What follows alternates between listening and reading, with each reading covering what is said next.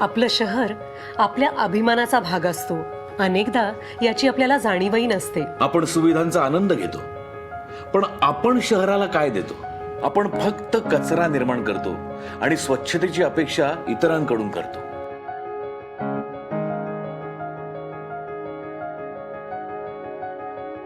आपण आपल्या स्वतःच्या घरात असंच वागतो का? नाही ना. आपण आजपासून आपल्या शहराला आपलं स्वतःचं घर मानूया. स्वच्छतेची सवय लावून घेऊया.